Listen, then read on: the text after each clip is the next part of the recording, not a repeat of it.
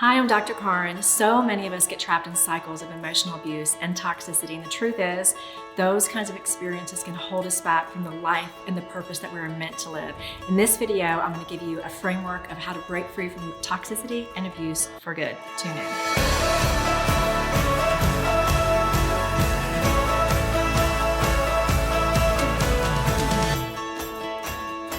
So this video is extremely important to me because I, maybe like you, repeated a lot of relationship patterns when it came to toxicity and abuse because of what happened in my childhood home.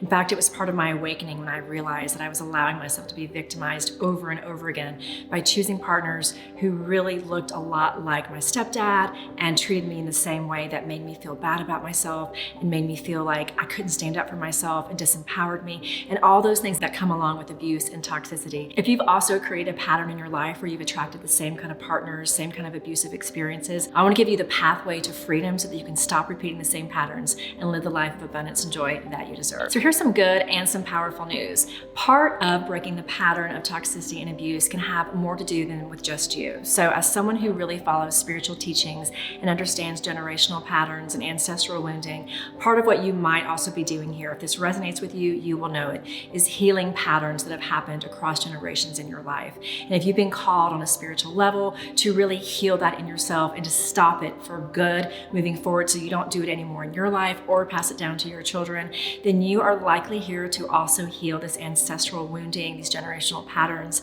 that have come before you. If that is you, congratulations. You're here for a high spiritual purpose. If that resonates with you, that should feel really good in your core, in your spirit, in your soul, and should make you really excited about what's to come. So first of all, often when we're in these kinds of abusive relationships, what happens is we start getting used to looking outside of us for validation and for approval and for love mainly. So the main core to healing all of this and to rebooting your life in a way that is based in what you truly want moving forward, the true essence of you, is to start basing your life's journey in self-love.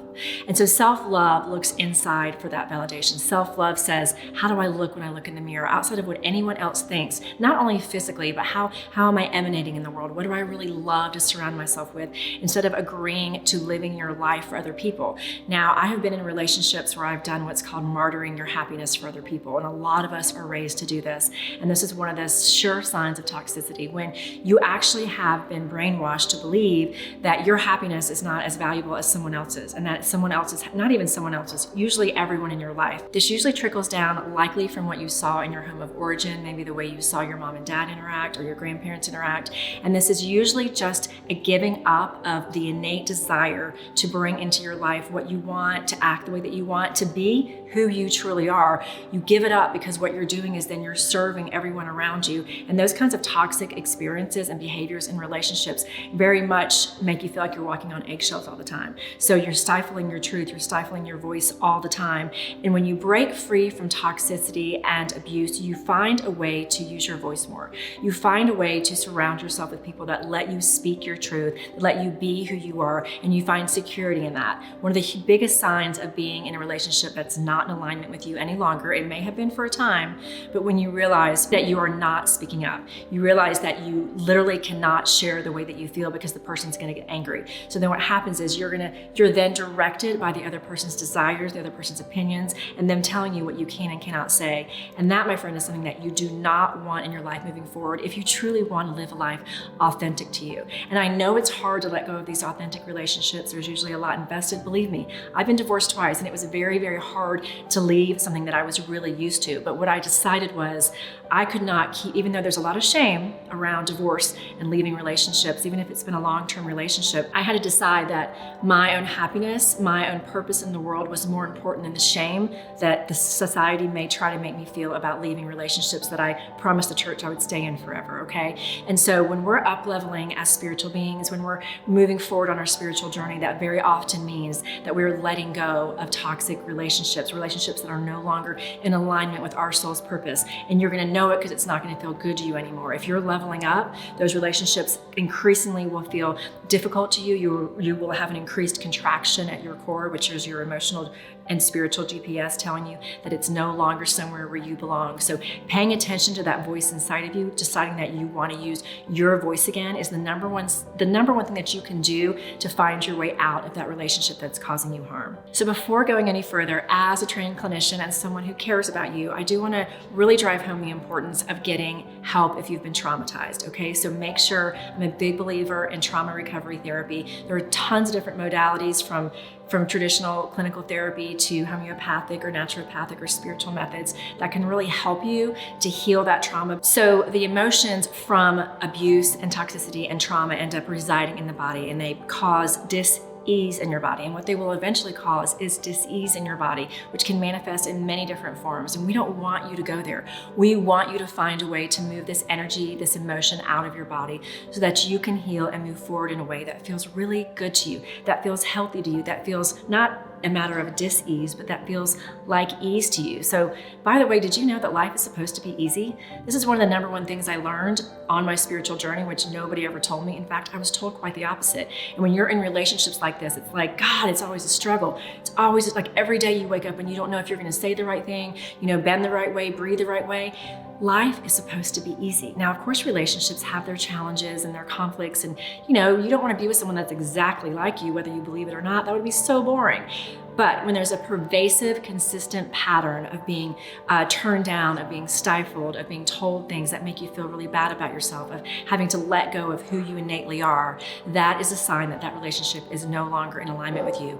And the trauma that you suffer from that really should be honored and should be felt and should be healed so that you can move forward into a relationship that feels healthy instead of carrying that moving forward. Now, before I move forward with some final surefire techniques to keep toxicity and abuse out of your life for good, if this material is resonating with you, click the like button and subscribe to my channel because I'm going to be dropping videos like this every week to help you on your journey.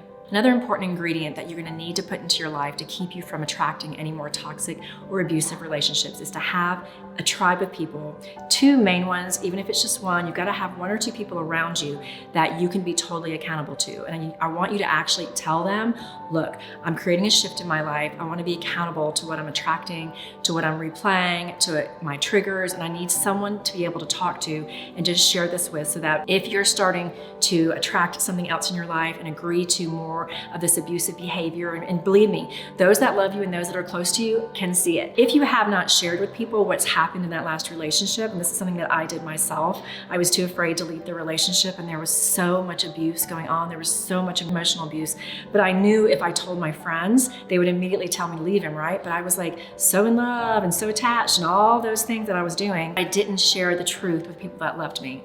Once I finally had my aha moment and couldn't take it anymore and the dam broke, I called everyone that I loved and I was like, look, I don't want to go back.